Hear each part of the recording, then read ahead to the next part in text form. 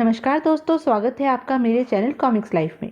शुरू करते हैं मनोज कॉमिक्स की एक और मज़ेदार कॉमिक्स, इंस्पेक्टर मनोज और कातिल हवा।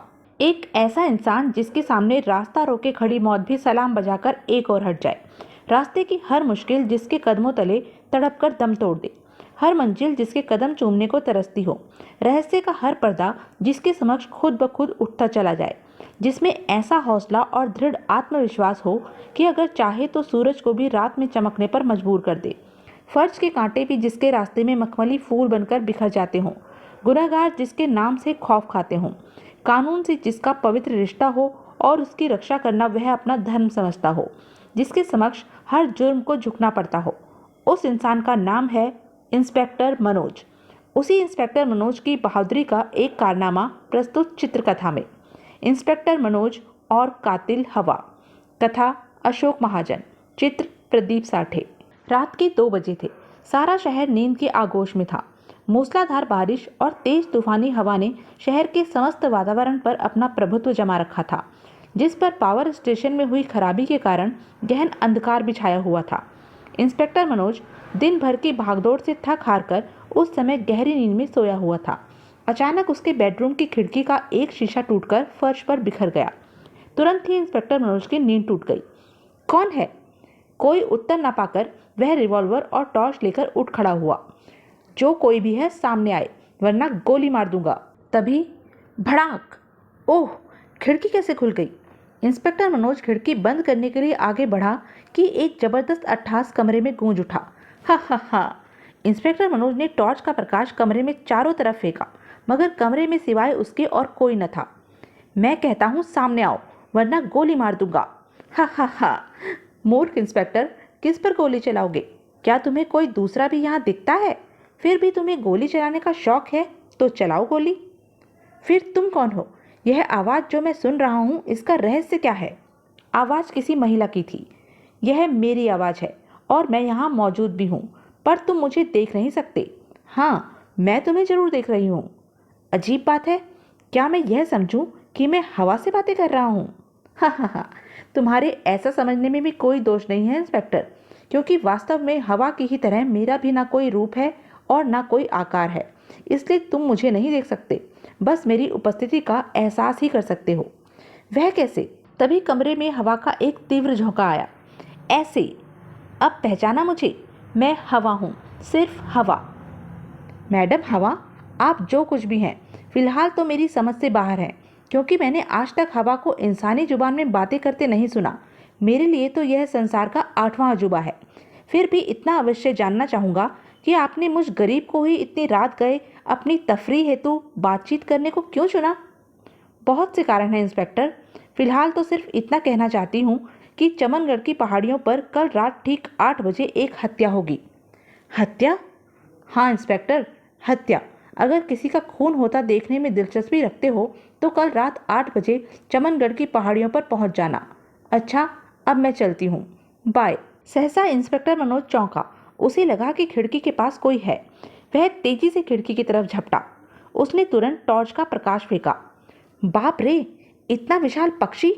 लेकिन पलक झपकते ही वह पक्षी अंधेरे आकाश में लुप्त हो गया। फिर इंस्पेक्टर मनोज खिड़की बंद कर पलंग पर लेट गया, लेकिन उसे नींद नहीं आई। कौन थी वह? वह पक्षी क्या उसी से संबंधित था? क्या प्रयोजन हो सकता है उसका? उफ, सब कुछ सपना सा लगता है। अगले दिन भी इंस्पेक्टर मनोज अपने ऑफिस के केबिन में बैठा रात की घटना के बारे में ही सोचता रहा। न जाने क्या सोचकर उसने उस घटना की रिपोर्ट ना तो पुलिस स्टेशन पर दर्ज करवाई और ना ही अपने किसी साथी से उस घटना का जिक्र किया। धीरे धीरे दिन बीत गया। तभी इंस्पेक्टर मनोज का असिस्टेंट हवलदार वीर बहादुर सिंह केबिन में दाखिल हुआ। क्या बात है सर, आज आप घर नहीं जाइएगा? नहीं, अभी नहीं, और आज तुम भी नहीं जाओगे। क्या कोई खास बात है सर? आज मुझे आप कुछ परेशान से दिख रहे हैं। नहीं, ऐसी कोई खास बात नहीं है वीर बहादुर। वैसे आज रात 7:30 बजे हम चमनगढ़ की पहाड़ियों पर चलेंगे। जीप तुम ड्राइव करोगे। चमनगढ़ की पहाड़ियों पर रात के वक्त? बाप रे, क्या आपको मालूम नहीं सर, वहाँ रात के वक्त शैतानी आत्माएं घुमा करती हैं। अच्छा, तुम विश्वास करते हो इन बातों पर? विश्वास क्यों नहीं करूँगा सर? क्या आपको मालूम नहीं, मेरी दादी को 2 बार एक भयानक चुड़ैल चिपट चुकी है। मेरे दादा की मौत भी एक पिशाच के कारण ही हुई थी। आपने ड्रैकुला का नाम सुना है सर? ड्रैकुला? नहीं सुना सर। नर पिशाच ड्रैकुला को सारा संसार जानता है। क्या मैं आपको उसके बारे में बताऊं? इंस्पेक्टर मनोज को हवलदार वीर बहादुर की बातों में मजा आने लगा था। ठीक है, बताओ। सर, ड्रैकुला ऐसा खतरनाक पिशाच था जो आदमी का खून चूसकर उसे मार डालता था। मेरे दादाजी एक बार रात के वक्त जंगल से गुजर रहे थे। वहीं एक खतरनाक हादसा पेश आया। सुबह वह घर तो लौट आए, मगर बहुत कमजोर दिख रहे थे, ऐसे जैसे उनके जिस्म में रक्त की एक बूंद भी न बची हो। दुर्भाग्य से दोपहर को वह स्वर्ग सिधार गए। सब रोने पीटने लगे, मगर मैंने उनकी मौत का कारण पता लगाने की कसम खाई थी। जब मैंने दादाजी की गर्दन देखी तो मामला मेरी समझ में आया कि उनकी मौत पिशाच ड्रैकुला द्वारा उनका रक्त पी लेने से हुई थी। तुम इस निष्कर्ष पर कैसे पहुंचे? उनकी गर्दन के नीचे दो छोटे छोटे छिद्र देखकर। पिशाच ड्रैकुला ने वहीं से मेरे दादा का रक्त पिया था। अगर मैं यह रहस्य उद्घाटन न करता तो मेरे दादाजी की मौत आज तक रहस्य ही बनी रहती। निसंदेह एक छोटा सा सबूत तुम्हें मिल जाए तो तुम हर रहस्य को उजागर करने की क्षमता रखते हो। इंस्पेक्टर मनोज ने तो यह बात हवलदार वीर बहादुर की खिल्ली उड़ाने के उद्देश्य से कही थी, मगर अपनी समझ से वीर बहादुर ने उसे अपनी तारीफ ही समझा। आपका असिस्टेंट जो हूँ सर, अतः मुझमें यह गुण होना तो लाजमी ही है। अगर कहें तो वह किस्सा भी आपको बताऊं जब मेरी दादी पर एक खतरनाक चुड़ैल का साया पड़ा था। बस बस, आज के लिए इतना ही काफ़ी है। आओ अब चलें, हमें चमनगढ़ की पहाड़ियों पर चलना है। फिर चमनगढ़ की पहाड़ियों पर? घबराओ नहीं, वहाँ कोई ड्रैकुला नहीं है। अगर होगा भी तो वीर बहादुर नाम वाले तुम जैसे बहादुर से घबराकर भाग खड़ा होगा। इंस्पेक्टर मनोज और हवलदार वीर बहादुर 7 बजे ही चमनगढ़ की पहाड़ियों पर जा पहुंचे और जीप को झाड़ियों में छिपाने के पश्चात वे ऐसी जगह जा बैठे जहां से रास्ता साफ दिखाई देता था। मगर उन्होंने रास्ते के पहले मोड़ पर बैठे दो विशाल पक्षी नहीं देखे थे। ठीक 8 बजे उन्हें एक मोटरसाइकिल सवार उस पहाड़ी मार्ग पर आता दिखाई दिया, लेकिन जैसे ही वह उन पक्षियों के नीचे से गुजरने लगा, दोनों पक्षियों के मुंह से विचित्र सा स्वर निकला। उस विचित्र स्वर को सुनकर जैसे ही इंस्पेक्टर मनोज व वीर बहादुर ने निगाहें ऊपर उठाई, उन विशाल पक्षियों को देखकर चौंक उठे। और तभी अचानक तूफानी हवा का बवंडर उठा, जिसने मोटरसाइकिल को घुमाते घुमाते जमीन से हवा में उठा लिया और शीघ्र ही जबरदस्त विस्फोट के साथ उसे जमीन पर पटक दिया। बाप रे, उसके टुकड़े टुकड़े हो गए सर। उफ, कितनी निर्मम हत्या है यह। तो यह थी वह हवा, कातिल हवा। अगले ही पल इंस्पेक्टर मनोज उस ओर दौड़ पड़ा। वहां मत जाइए सर, यह शैतानी कृत्य है। देखिए, वह शैतानी पक्षी भी उड़ रहे हैं। वहां खतरा है सर, रुक जाइए। उफ, नहीं माने, अब तो मुझे उनके पीछे जाना ही होगा। चल बेटा वीर बहादुर, बना अपनी दुर्गति। और कुछ पलों बाद जब इंस्पेक्टर मनोज लाश का मुआयना कर रहा था, तब हवलदार वीर बहादुर मुंह दूसरी तरफ घुमाए हनुमान चालीसा पढ़ रहा था। ओह, लगता है किसी तेज धार वाले हथियार से इसकी हत्या हुई है। एक ही वार में दोनों हाथ और पेट तक का भाग शरीर से अलग कर दिया गया है। बजरंग बली, तोड़ दुश्मन की नली। फिर उसने जीप में लगे वायरलेस से इस घटना की सूचना हेडक्वार्टर को दे दी और वे वापस शहर की ओर लौट पड़े।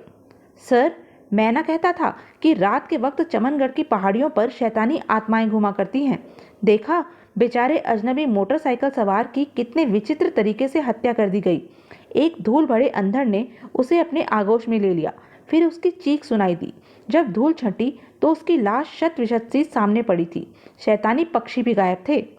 अच्छा सर, एक बात बताइए, क्या आपके विचार से वे पक्षी इस हत्या से संबंध रखते होंगे? फिलहाल तो कुछ भी कहना संभव नहीं है वीर बहादुर। वैसे यह एक अत्यंत रहस्यपूर्ण कत्ल है। फिर वह पक्षी भी विचित्र और रहस्यमय थे। और तुम्हें यह जानकर ताज्जुब होगा कि इस कत्ल की सूचना मुझे कल रात ही मिल चुकी थी। फिर इंस्पेक्टर मनोज ने कल रात की घटना सविस्तार वीर बहादुर को बता दी। आपको इस प्रकार कत्ल की पूर्व सूचना देने का क्या प्रयोजन हो सकता है सर? कोई भी प्रयोजन हो सकता है, मगर वह हरगिज नहीं जो दिखाई दे रहा है। मैं समझा नहीं सर। वक्त आने पर सब कुछ खुद ब खुद समझ में आ जाएगा वीर बहादुर। फिलहाल तो इतना समझ लो, अपराधी बेहद चालाक है तथा किन्हीं प्रकार की वैज्ञानिक शक्तियों से लैस है और वह हमें इस कत्ल के जरिए अपनी वैज्ञानिक शक्ति का आभास कराना चाहता था। मगर मुझे तो यह कुकृत्य शैतानी लगता है। पक्षियों के रूप में 2 शैतान आत्माएं भी तो वहां विद्यमान थी सर। हवलदार वीर बहादुर सिंह, तुम एक जिम्मेदार पुलिसकर्मी हो, इसलिए अपने मस्तिष्क की संकीर्णता त्याग दो। सोचो क्या भूत प्रेत अथवा पिशाच इतने सुनियोजित ढंग से एक पुलिस अधिकारी को पूर्व सूचना देकर किसी का कत्ल कर सकते हैं? राइट सर, आपकी बात में वजन है। मैं इस प्रकार भी सोचकर देखूंगा। इसके अलावा और क्या सोचूं सर, कि जिससे मैं अपने इस विचार को त्याग सकूं कि यह कुकृत्य शैतानी है। एक जिम्मेदार पुलिस ऑफिसर को इस विचित्र हत्याकांड का चश्मदीद गवाह बनाया गया है। यह बात गहरा अर्थ रखती है, इसलिए कदाचित आने वाले दिनों में हमें बेहद व्यस्त रहना पड़े। अपराधी के इरादे खतरनाक मालूम होते हैं। तो अब बेहद व्यस्त रहना पड़ेगा। लेकिन अगले पल आप किसे फ़ोन कर रहे हैं सर? ट्रांसपोर्ट अथॉरिटी को, ताकि मोटरसाइकिल के रजिस्ट्रेशन नंबर से पता चल सके कि उसका स्वामी कौन था। और इंस्पेक्टर मनोज ने फ़ोन पर ट्रांसपोर्ट अथॉरिटी को मोटरसाइकिल का नंबर दे उसके मालिक के बारे में बताने को कह दिया। और कुछ देर बाद ट्रांसपोर्ट अथॉरिटी से कॉल आई। इंस्पेक्टर मनोज, जो नंबर आपने बताया था उस नंबर की मोटरसाइकिल का रजिस्ट्रेशन शहर के प्रसिद्ध जौहरी सेठ मूलीवाला के नाम से है। Seth Mooliwala? All right, thanks for the information. Sir, Seth Mooliwala को तो हम जानते हैं, अतः पहाड़ी पर मरने वाला मूलीवाला हरगिज नहीं हो सकता। कदाचित सेठ मूलीवाला ने अपनी मोटरसाइकिल किसी और को दी होगी। आओ उसी के पास चलते हैं, वह अवश्य ही मरने वाले के विषय में कुछ बता सकेगा। थोड़ी ही देर बाद, क्या आलीशान कोठी है सर? अब चुप रहो। इंस्पेक्टर मनोज ने सेठ को मोटरसाइकिल सवार के कत्ल की सूचना दी, मगर उन रहस्यमय परिस्थितियों का वर्णन नहीं किया जो उसके कत्ल के दौरान उत्पन्न हुई थी। क्या कहा इंस्पेक्टर? उस युवक का कत्ल हो गया है जो मेरी मोटरसाइकिल चला रहा था? जी सेठ जी, क्या आप मरने वाले के बारे में कुछ बताएंगे? उसका नाम क्या था? आपसे उसका क्या संबंध था? उसका नाम विजय था। वह मेरा बेहद विश्वास पात्र मुलाजिम था। मेरे दायित्व पर वह करोड़ों का व्यापार किया करता था। उसका कत्ल हो गया? ओह, मैं बर्बाद हो गया इंस्पेक्टर। इंस्पेक्टर मनोज ने महसूस किया कि सेठ मूलीवाला कुछ महत्वपूर्ण बात बताना चाहते थे, मगर किसी कारणवश झिझक रहा है। अतः सच्चाई उगलवाने के उद्देश्य से बोला, सेठ जी, अपराध जगत कहता है कि कोई भी हत्या निरुद्देश नहीं होती, इसलिए जहां तक संभव हो समस्त तथ्य पुलिस को बताइए ताकि अपराधी को ढूंढ निकाला जा सके। मैं सब कुछ बताऊंगा इंस्पेक्टर, लेकिन पहले आप यह बताइए कि विजय की मोटरसाइकिल के पास कोई ब्रीफकेस आपने देखा था? जी नहीं। वैसे क्या था उस ब्रीफकेस में? 5 करोड़ के हीरे। 5 करोड़ के हीरे? 5 करोड़ के हीरे तो किसी के भी कत्ल का बहुत बड़ा कारण हो सकते हैं, मगर ताज्जुब इस बात का है कि इतनी कीमती वस्तु लिए विजय अकेला उस सुनसान और खतरनाक रास्ते पर क्यों जा रहा था, और इस काम के लिए मोटरसाइकिल जैसे घटिया वाहन का इस्तेमाल क्यों किया गया, जबकि आपके पास तो बहुत सी कारें भी हैं। आपका प्रश्न जायज़ है इंस्पेक्टर, मैं सब कुछ विस्तार से बताऊंगा, लेकिन एक आश्वासन आपको भी देना होगा। वह क्या? विजय के कत्ल के कारण मजबूर होकर पुलिस तहकीकात में सहायता हेतु मैं आपको अपने बिजनेस के अत्यंत गोपनीय रहस्य बता रहा हूँ। आशा करता हूँ कि आप उन्हीं बातों को चुनेंगे जो आपकी तफ्तीश के लिए महत्वपूर्ण होंगी, अन्य की ओर आप ध्यान न देंगे। अच्छी बात है सेठ जी, आप निश्चिंत होकर बताइए। दरअसल विजय समुद्र तट से स्मगलरों से सौदा कर 5 करोड़ के हीरे मेरे लिए ला रहा था। चूंकि आजकल शहर की पुलिस बेहद मुस्तैद हो चुकी है, नगर के भीतर से हीरे लाने पर पकड़े जाने के तमाम खतरे बने रहते हैं, इसलिए मैंने ही विजय को चमनगढ़ की पहाड़ियों जैसे सुनसान रास्ते को इस्तेमाल करने का सुझाव दिया था। आप समझ सकते हैं कि पहाड़ी रास्ते पर मोटरसाइकिल से बढ़िया और कोई वाहन नहीं है, क्योंकि वह तंग संकरे रास्ते से भी आसानी से गुजर सकती है। समझा, लेकिन विजय के हीरे लाने की सूचना कातिल तक कैसे पहुंची? संभवतः इसी सूचना के आधार पर उसका कत्ल हुआ और हीरो वाला ब्रीफकेस उड़ा लिया गया। यह बात तो मेरी भी समझ से बाहर है। ठीक है सेठ जी, हम चलते हैं। अगर आवश्यकता पड़ी तो आपको फिर कष्ट देंगे। मैं पुलिस की सहायता के लिए सदैव तत्पर रहूंगा इंस्पेक्टर। सर, दौलत के कारण हत्या बहुत पुराना फार्मूला है, लेकिन कातिल की इस बात के लिए दाद देनी होगी कि एक तरफ से वह आपको पूर्व सूचना देता है, दूसरी ओर हत्या और डकैती आपकी उपस्थिति में करता है। वरना किसी की क्या मजाल जो आप जैसे काबिल पुलिस इंस्पेक्टर की उपस्थिति में कोई साधारण सा भी अपराध करे। अपराधी ने एक तीर से दो शिकार किए हैं, अपनी वैज्ञानिक शक्तियों का मुझे कायल भी बनाया और दूसरी ओर हत्या कर 5 करोड़ के हीरे भी हासिल किए। सर, जहाँ तक हत्या का प्रश्न है वह बात तो समझ में आती है, मगर आपको पूर्व सूचना देने की उसकी तुक समझ में नहीं आ रही। अपराधी बेहद चालाक है और उसके कुछ खास सुनियोजित तथा पूर्व निर्धारित उद्देश्य हैं, मगर वह उद्देश्य क्या हो सकते हैं? इस बारे में फिलहाल क्या कहा जा सकता है, यह तो वक्त ही बताएगा, मगर अब तो आराम करना जरूरी है, काफी भागदौड़ हो चुकी। तो यह थी अब तक की कहानी। आगे की कहानी जानने के लिए बने रहें मेरे साथ। और हाँ, मेरे चैनल को लाइक, शेयर और सब्सक्राइब करना ना भूलें। धन्यवाद।